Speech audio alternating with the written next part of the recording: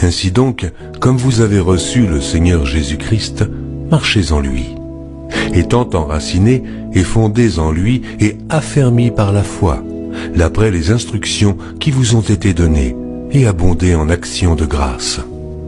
Prenez garde que personne ne fasse de vous sa proie par la philosophie et par une vaine tromperie, s'appuyant sur la tradition des hommes, sur les rudiments du monde et non sur Christ.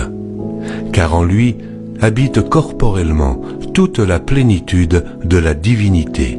C'est en lui que vous avez été circoncis, d'une circoncision que la main n'a pas faite, mais de la circoncision de Christ, qui consiste dans le dépouillement du corps, de la chair, ayant été ensevelis avec lui par le baptême.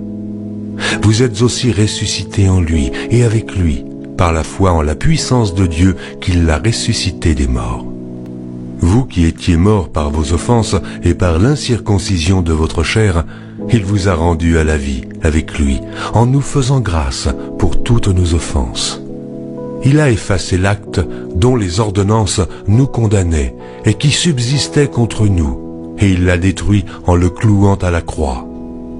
Il a dépouillé les dominations et les autorités, et les a livrées publiquement en spectacle, en triomphant d'elles par la croix. Que personne donc ne vous juge au sujet du manger ou du boire, ou au sujet d'une fête, d'une nouvelle lune ou des Shabbats.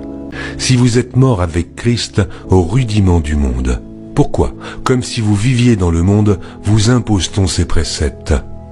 Ne prends pas, ne goûte pas, ne touche pas, préceptes qui tous deviennent pernicieux par l'abus, et qui ne sont fondés que sur les ordonnances et les doctrines des hommes.